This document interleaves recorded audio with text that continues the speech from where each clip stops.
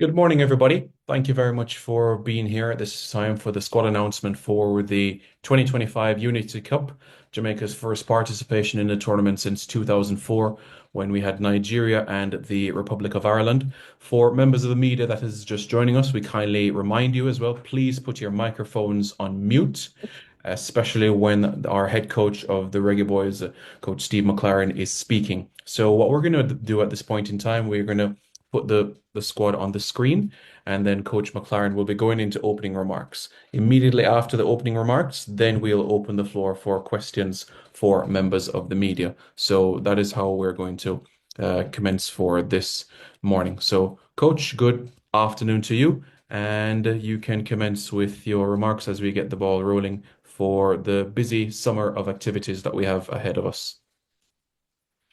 Thank you, Simon, and welcome, gentlemen. Any ladies also who may be on the call. As you can see from the squad, there's 22. I'm just waiting on one more. I'm waiting for certification of papers, documents for one of the squad members to come through. So that will be named sometime in the future before the camp on meeting Sunday. The rest of it is self-explanatory. It's been a very, very difficult squad to pick, mainly because of the timing of the fixture around JPL playoff dates. So they're coming in very late, jet lagged, and we'll have one day's preparation for the game, which is not going to be ideal for that. So we've had a mixture. We've had injuries. So Mikel Antonio, Deshaun Bernard, Bobby Reed with his hamstring injury, maybe fit for the Gold Cup. Mikel were hoping also to involve him in the World Cup qualifiers Gold Cup. Too early for the Unity Cup.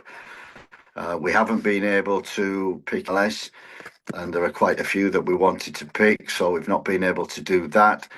Of the UK players, Charlton are in the playoff final on the 26th, so we've included Dixon at the moment. We don't know if he can join us after that, but certainly we're looking for him to come after they play the game on their Sunday. And others. We've also got K. Roy Anderson involved in the playoffs. Leon Bailey, Ethan Pinnock, they have their last game on the 26th. Had a tough season. We need them fresh for the World Cup qualifiers and the goal. 3 weeks preparatory, so 3 weeks working on top of a Premier League season is not ideal. So they will join us for the World Cup squad. Latibeaudiere is similar, long season, playoffs.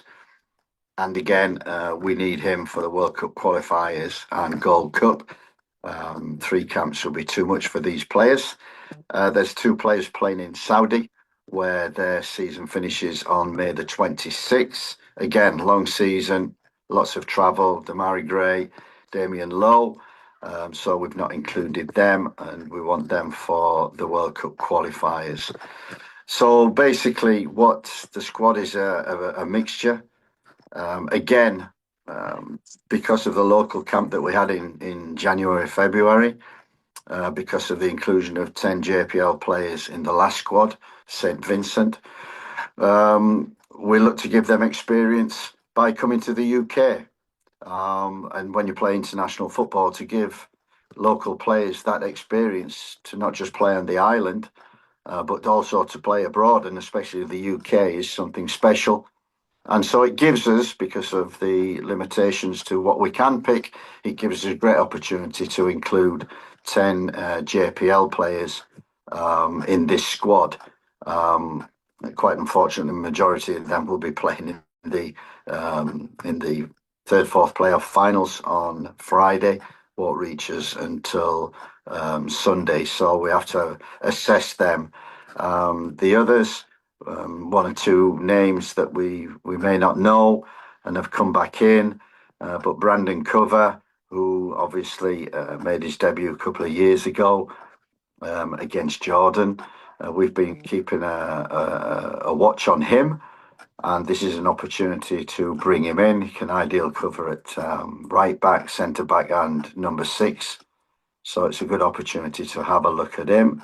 Javon East, who you will know 3 years ago was his last game for Jamaica. He's now playing in the top league in Israel. Just moved there in the winter and has so far took a while to get in the team, got in the team in the last 6 or 7 games, scored 6 goals, 3 assists.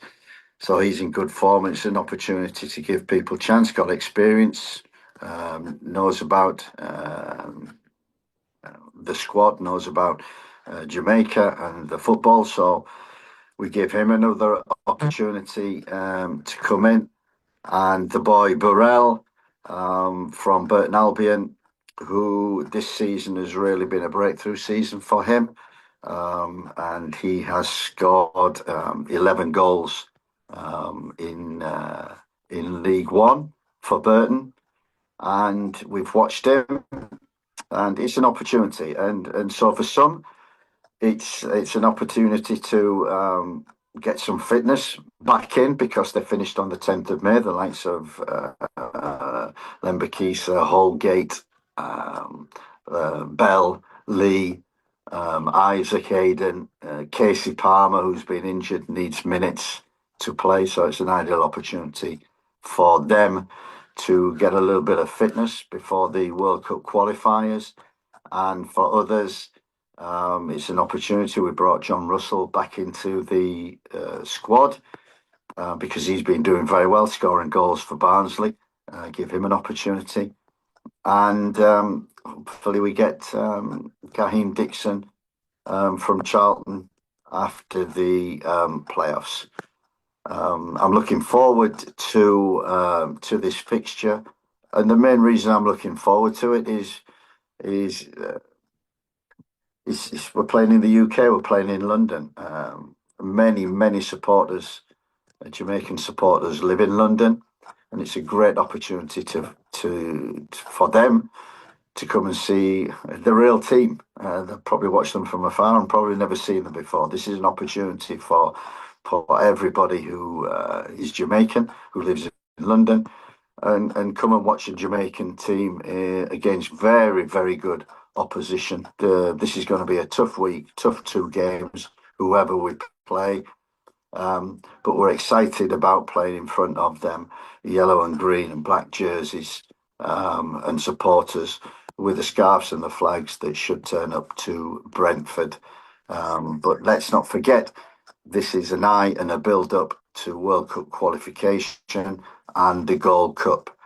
And so that's why we've picked this squad. That's the goal, and this is just a step towards that. Thank you. Okay, thank you very much, Coach McClaren. Members of the media, this is your opportunity now. Please raise your hand. And once you're indicated, then you will be called upon and, of course, unmuted to pose a question. Let's start with Dre. Good morning, Dre. Go ahead. Good morning, Simon. Good morning, Coach. Good morning, media members. You okay? All right. So, Coach, can you explain to us your style of play, and do you have the players that's needed to play this particular style of play right now? Yeah, we obviously, from the time coming in, we obviously wanted to change quite a few things. Heimer, as I said when I came in, I reiterate, has done a great job in getting this squad together, keeping the togetherness, the commitment in the players. That was the main thing. Keep the energy, keep the attitude. This is why I enjoy this job, because of the players, because of the energy that they give me. Through that, we need to keep that. We've tried to build on what the team does well, to keep that defensive structure, to make sure that we're hard to beat, make sure that we can defend in games. And I think we've done that. Disappointing, probably away to the US, but in other games, we've done that quite well, especially away from home, keeping clean sheets, which is most important, which I think the squad was built on from last time. We've tried to be a little bit more possession based, and at times we've found that difficult to build up from the back and through the thirds, progression through the midfield into the final third. We still need to work on that. Though the last two games, and especially the last one against St. Vincent, we had a little bit of an idea that we were improving in that respect. And I think Isaac Hayden has been a big plus for us coming into that position. We didn't have him for the first three camps. Latty did a great job, but he's come in as a number 6, give us stability. We need to build from that. We didn't have Casey Palmer because of injury, but I think Bobby Reid was excellent, putting Damari Gray on the 10 position, released him to be more creative. And when he plays in that position, he can be creative. I thought with Cephas starting the game and on the left-hand side, normally an impact player, but I believe he's someone who can start for Jamaica and make an impression from the beginning all the way through for 90 minutes. And he did that in the second game against St. Vincent. And we love his pace. On the right-hand side, obviously, we've got Bailey and Dixon, who we're hoping to recruit a couple more before World Cup qualifiers, Gold Cup. But certainly, we want to exploit this pace that we've got. And I think the key thing was, in that second game, was the introduction of Warner Brown. And I think it gave us a different dimension to the game than we played in the first leg, where we didn't really get behind opponents. But Warner Brown gave us that speed, runs in behind, always on the move, always running, being the first one to press.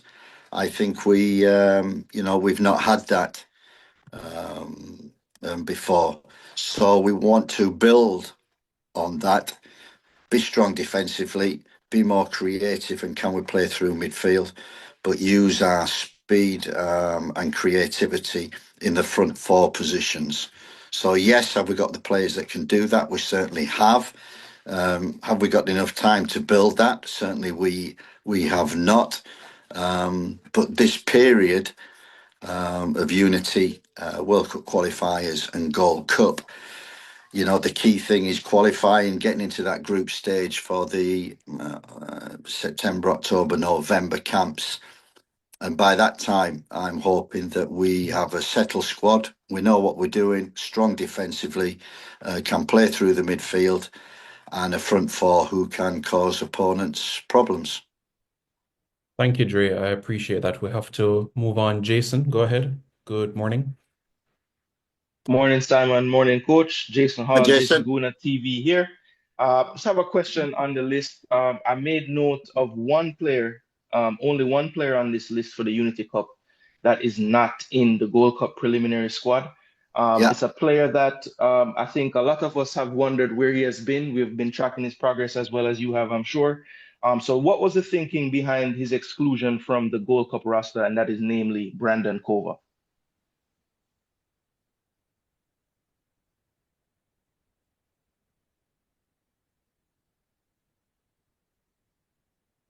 Jason, I think the coach is frozen at the moment, so we're just Hello. with him. Yes, go ahead, coach. The Have you got me back? Yes, proceed. Did you hear us I didn't get the question, Simon. regarding Brandon Kova, the thinking about including him in the Unity Cup? And of course, he's not in the 60 for the provisional list for the Gold Cup. Yeah, that's right. Look, this has been difficult picking this squad. We've had many people in, then dropped out, can't play, got playoffs. We've had to wait for that. So we haven't had a real squad. I've had to pick 60 for the World Cup qualifiers and Gold Cup. And Brandon is one of them that has been on the radar since we came in. Many people have mentioned him.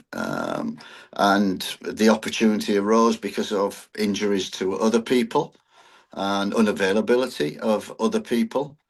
and it's for the future. As I said, I have a squad set for the World Cup qualifiers. I have a squad set, obviously moving on to the Gold Cup. Um,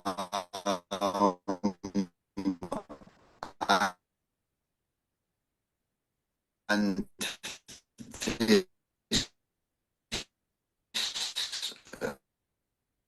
uh, gives me an opportunity or somebody who's young and fresh who should be in the squad. I've given them opportunity.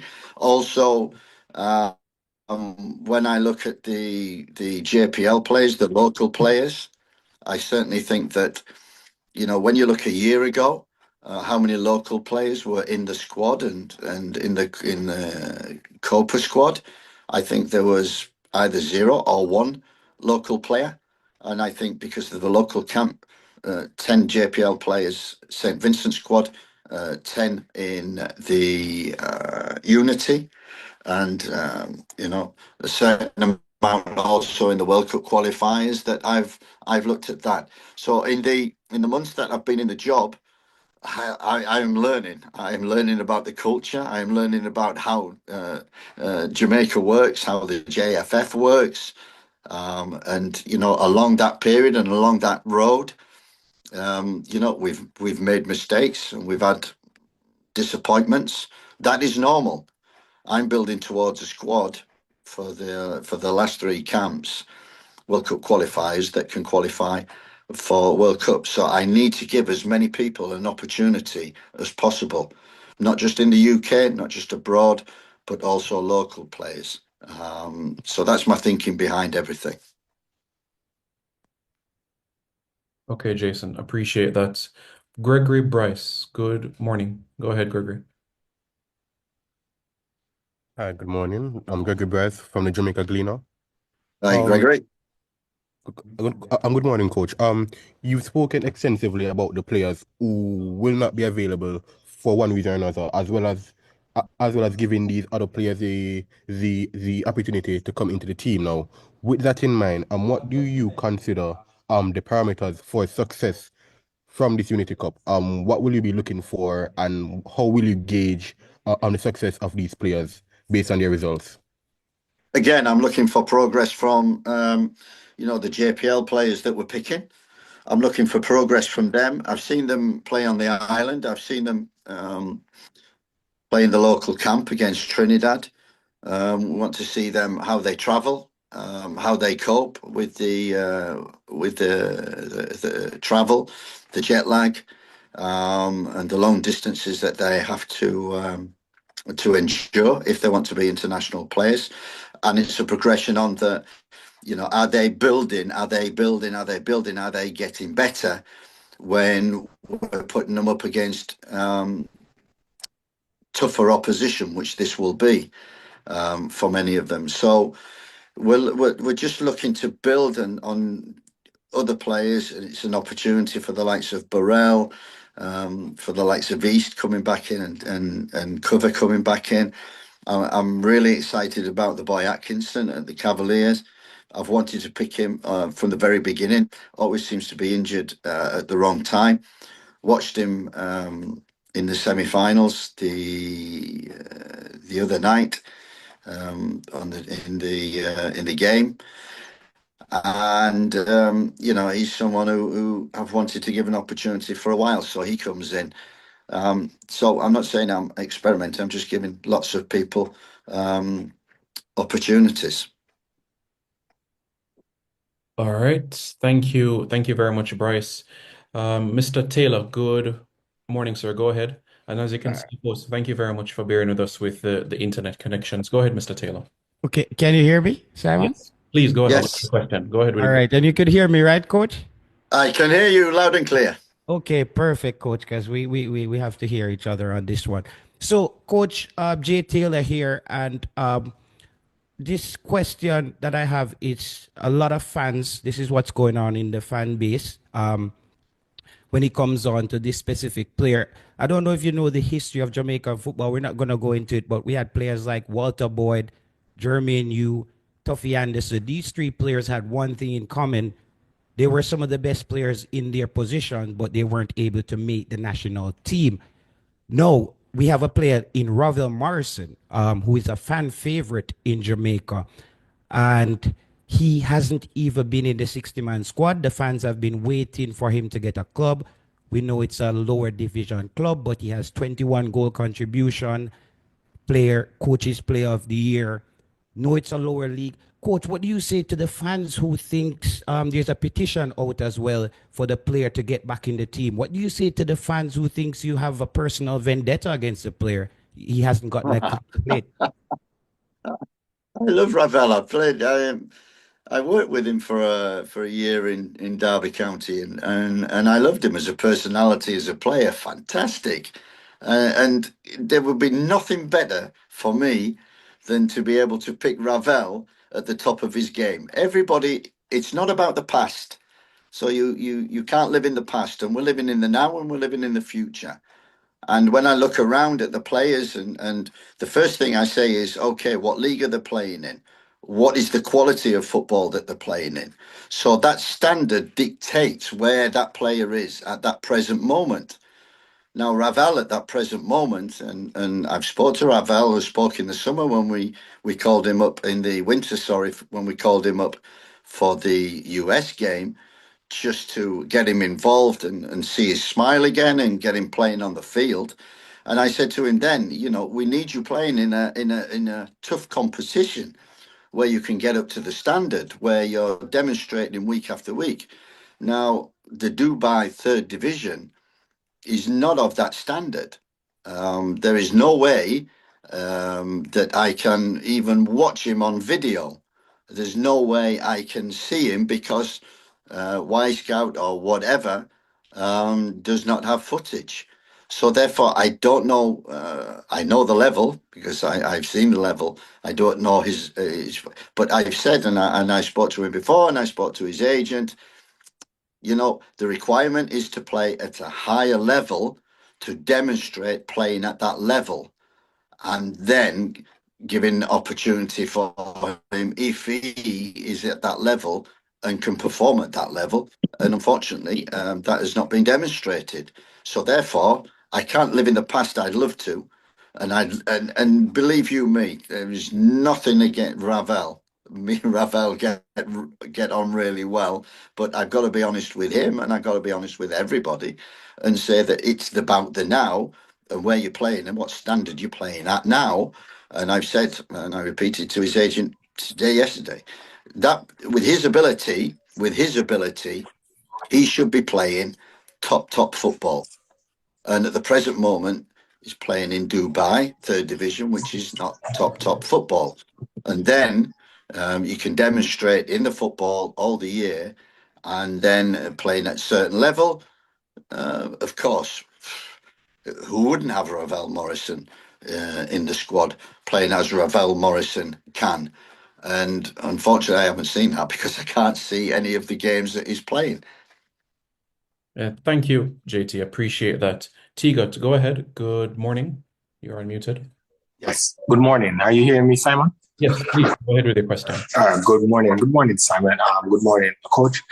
I just need to do a follow-up on what you said a while ago. I just need a more explanation. You said you have a team that you're going to work towards to the World Cup, right? Can you just explain this? Because you have a team here, and then it's like, to me, you have two teams working with. So can you just elaborate on the team that you have in for the World Cup and this team that you picked for the Unity squad? Did you get the gist of that, Gaffer? Yeah, but I think I've answered that in the previous questions all the way through. It's been difficult to pick this Unity Cup team. And is it the ideal strongest squad? No, because we're missing many players through injury. Can't pick the North American players and the UK players and the Saudi players who have had a long, tough season and just finish. Well, they're not even finished yet. So I would love this tournament, Unity Cup, to be a week later. and be able to pick the squad that I want to pick for the World Cup qualifiers and the Gold Cup, but that's not been possible. So I've had to put a squad together which is balanced with experience, UK players, which gives opportunity to JPL players and also players who have maybe played in the past who are given another opportunity. So I think my hands have been tied into this Unity Cup. The main reason and the number one reason that it seemed a good idea at the time was because of the supporters going to London, giving the people of Jamaica who live in London an opportunity to come and support their team. Because they probably haven't seen them. Get the kids involved, and just where is the heritage from? Here's our football team, who many admire on the island, but not had the opportunity to see off the island. So, it's been very difficult this period when we're looking at three different camps and trying to pick the players and the strongest squads that I possibly can to compete in every camp. This one's going to be a tough one. Yeah, thanks very much, Tigas. Mr. Spence, you can unmute and go ahead. I know you joined in later, but due to the quality of the internet connection, one question for this morning. Go ahead, Mr. Spence, Bertram Spence. Can you hear me? Yes, go ahead. And Mr. Spence, yes. Coach, you gave an explanation. I apologize, I'm at the airport. You gave an explanation, Coach, as to why Ravel Morrison was excluded from your squad. But when I do my shows, 99% of the audience who are following, vigilant fans, follow the program religiously, have a view that regardless of where Ravel is playing, given the level of the JPL, it can't be worse than the JPL. And therefore, give me a skill set which are unique, which currently we don't have in the team. Someone who's composed on the ball, someone who can create space, someone who has some ingenuity and qualities which are devoid of the team. They find it really challenging and difficult to understand why he wouldn't be in the 60-man squad, much less your final 23 or 26-man squad. Yeah, it's tough making decisions. That's my job. And, I'm not excluding Ravel from the squad because he's not been in the squad since I've been here or long before that. And as I said, for 2 years, let's not. And I totally agree. How you describe Ravel Morrison is exactly how I would describe Ravel Morrison. Do I see that now? No, I don't see that now because it's not demonstrated to be now, and he's not playing in the league and the JPL. Playing in the Dubai League is totally different than playing in the JPL. It's not the standard of that. The JPL is equivalent of what we play in the Caribbean, and so therefore they can adapt to that type of football. But basically, I apologise to everybody that I can't pick him purely because I haven't seen him and I don't know what level of quality or fitness he is. I knew what he was 2 years ago, 3 years ago when I was at Derby working with him, but that's a long time. And Ravel Morrison, as I know him, should, and if clubs identified him and described him as you did, you would sign him for your club in a higher league, in a better competition. And unfortunately, he's not. And I've said that to his agent. I've said that to his player. Get back to the UK. Get back into Europe. Get back into a top division, a top team where we can see you week in, week out, where you can demonstrate what you can do at a level which is appropriate to what we're going into, which is World Cup qualifiers. And as you know, and I've certainly learned over the last 8 months, is that football in the Caribbean is tough, hard, and totally different to anything in Europe, and also anything that might be in Asia. Thank you, Mr. Spence. Robert, good afternoon now. Go ahead, Robert. Your hand was raised, and Hey, Simon, can I just one follow-up, Simon? I apologize. no, I'm sorry, Cronky. Based on the quality of coach's internet connection, no, I apologize. Okay. All right. CC Sports Labs, good afternoon. Go ahead.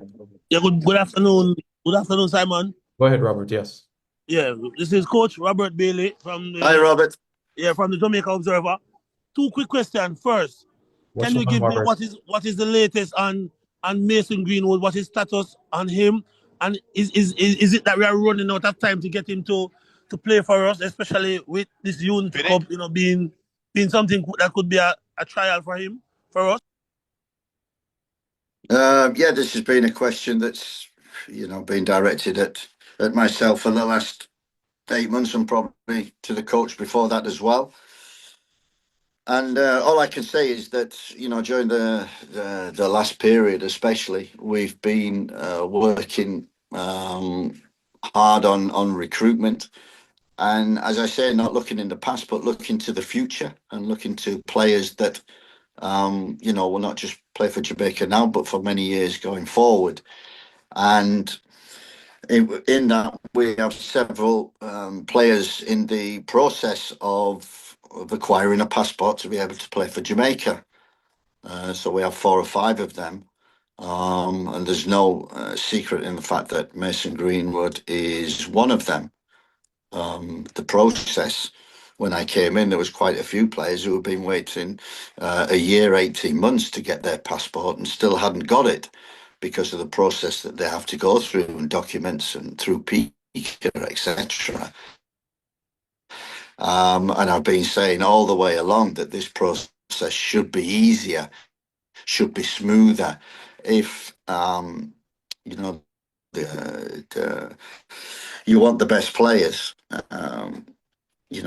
to improve your country. Your country's core, that means government, and that means government help and assisting in acquiring people who can play for Jamaica, who will benefit the national team, who will get this team into the World Cup, where you will create such an excitement on the locals, because we've all seen that since '98. But that's '98, and that's exactly my point in everything. Is in football moves that quickly.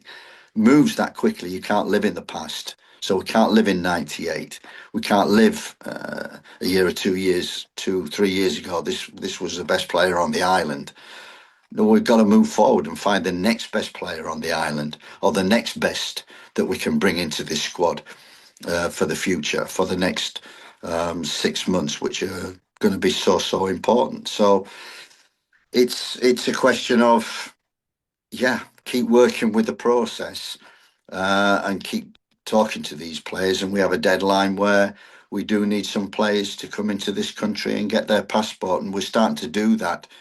We've done that to a couple of players now, in terms of Isaac Hayden. We're trying Lewis Baker, likes of Malik Mothersill from Peterborough, to try and get them to do the documents in the UK, get them over to the island. And once we do that, the passport can be done in 1 or 2 days. So we need to quicken the process. But there's 4 or 5 players definitely on our list who we're hoping to acquire, so that they come on board for the September, October, November group stages of the World Cup, which we hope we qualify for next month. Thank you, Robert. The last question we'll have today is from Mr. Allen. Good afternoon, Mr. Allen. Go ahead. Hey, good afternoon, Simon. Good afternoon, Coach. Mr. Allen, good afternoon. Good afternoon. Coach, when do you expect everybody to be in camp for the Unity Cup? I know that, it's been a long season for a lot of the players. You will have players traveling from Jamaica to the UK. So 1, when do you expect everybody to be in camp? And 2, what do you hope to accomplish, from this camp? What can you work on with these players? I know it's a short time. Yeah, it is a short time. You know what? Yeah, you're absolutely right about the players coming into camp. For some, we haven't a clue at the moment. For Kahim Dixon, the likes of him, for JPL players, they play Friday. They won't get a flight till Saturday, arrive on Sunday,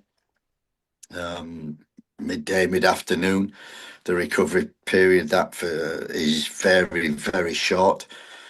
We've got 1 day. We've got 1 day preparation for the first game against Trinidad, which is not ideal.